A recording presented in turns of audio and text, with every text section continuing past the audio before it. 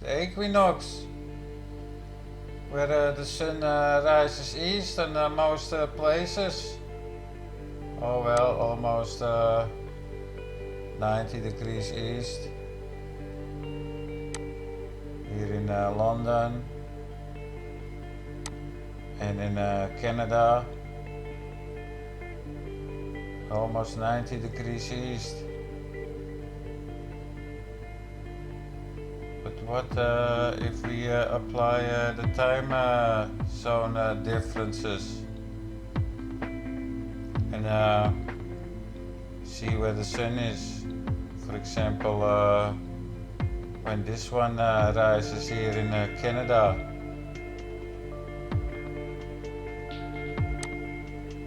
So this is plus 1 hour. You see that here. This one is minus 4.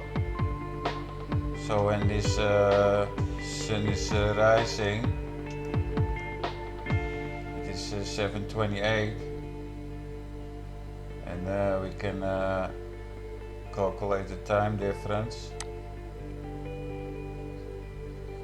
So that would be around here, GMT minus 4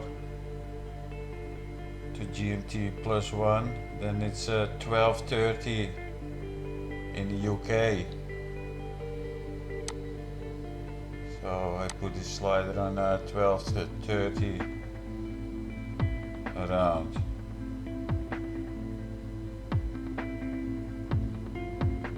It's 12:28 and 7:28. So when this sun is rising 90 degrees east, people here in the UK look at the sun here in this direction. How do we do that on this tiny shitty globe? I overlaid it to screenshots. This sun was rising in Canada at 90 degrees east, while the people in the UK looking at the sun here. How do we do that? I put those two directions of those locations on the globe with the top view, and also added the locations for the moon for those two locations. Here is the moon info. This one then azimuth of 259. This one of 147. For the UK, the moon direction was 259, and for Canada it was 147. So this is how it looks like on a globe. This is all at the same moment. And I also model it up on the Gleason's map and on Antonio Subiret's his map. This is how it looks like on Dewey Retz's map. Those two lines come together here, so-called triangulate, outside his pond. These are the directions of the sun. And here I have it on the Gleason's map, which looks pretty similar as Antonio's map. Only this triangulates in this direction, and this one is over the ocean. So that's almost identical, and it don't work. What happens if we add one more location for the moon from this part here? Same time zone as Canada, -4. So let's place this in a model. It was on the 15th latitude in the south and the 58th longitude. So the 15th latitude south, that would be around here, and then 58th longitude. So the longitude needle tells me where this location is. I can add a compass, point it to the north. You can see that on the needle. Then this moon will be in this direction. I made the lines of the moons green because the grey was hardly visible. So those two moons from the UK and Canada points in this direction, where this blue dot is, and then the moon for Central South America points in this direction. And on Antonio's map we can use this yellow line. I just set it a little bit to the center because this line have to point to the north.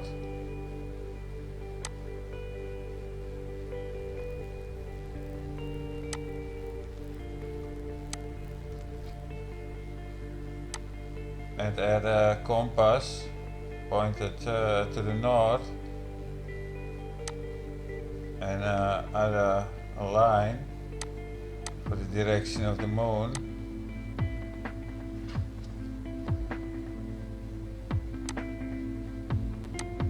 That was almost 360, so that would be here in this direction. So this moon will be here in this direction. Well, for the other locations, the moon points in this direction. How do we do that, Antonio?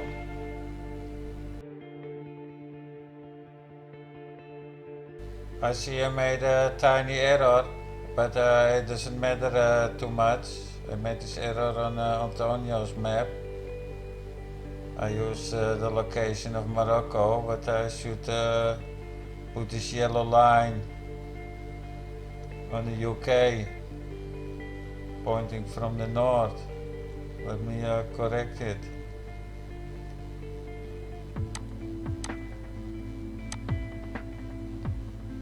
I will center this compass to the UK.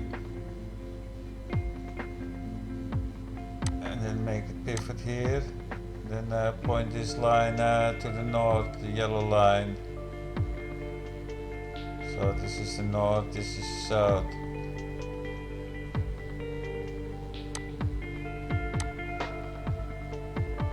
So it's easy to forget something, but it never make any big difference. This was in Antonio's advantage, and now it became more worse for this tiny little retard map.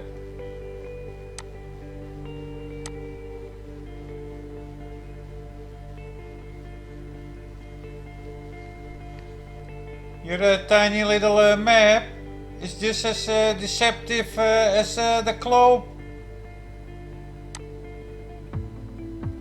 Seeing sunrises almost 90 degrees east. Well, in the UK, people look at the sun of almost 180 degrees south. Just a little bit more here.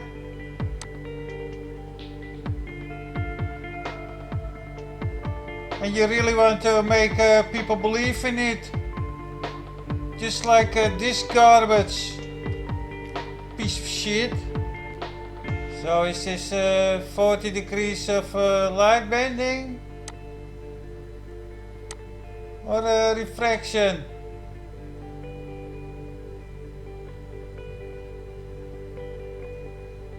Seeing a nice round object when you look through your filter on both location. Here you can see the sun coming up. That's a clear, nice, crispy sun. And the people here see the same. This has nothing to do with light bending or refraction. Just like this. There's a lot of refraction, or how you want to call it, light bending. Well, it not bends the object, because we can clearly see a round thing. You know, we don't know where it's made from, but call it the sun. We can see it on all those locations. Explain this. It's all garbage. It works locally. Just like the apps tells us. Locally.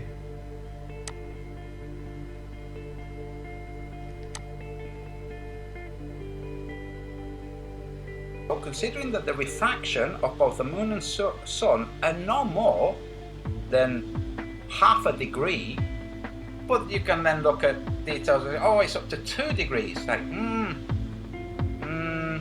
don't think so. Even if it was, it's not big enough to incorporate the moon when it's going into the supposed Earth's shadow.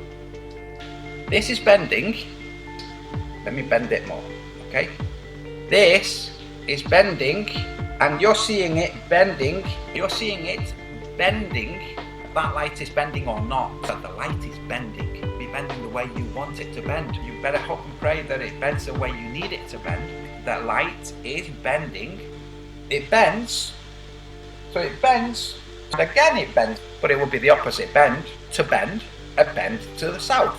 For people who have models in their minds and want to adjust the observations to meet their models rather than base their models on observations, this is going to break a lot of ideas. Here, fucking asshole. Piece of shit. 4 or 5 or maybe 6 men. They jump on me like I was made out of chocolate cake.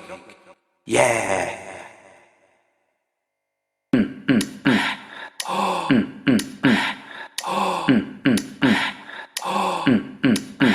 Very good. Oh yes, I like asshole, especially at night time. Very good. Antonio is coming out. Homosexual. Show it something. Pop. I'm going to put it in my asshole. Very good. Lick my asshole. Lick my asshole. I got the broom handles from you, and you don't. Very good. Sexy stranger. Daytime, nighttime. Sexy, daytime, nighttime. Very good. Sexy, daytime, nighttime. Very good. Sexy, daytime, nighttime. Very good. I am good at dissecting asshole, especially at night time. Homosexual. I can't charge for it, Very good. but it makes my life fun. Homosexual. 4 or 5 or maybe 6 men. They jump on me like I was made out of chocolate cake. Yeah.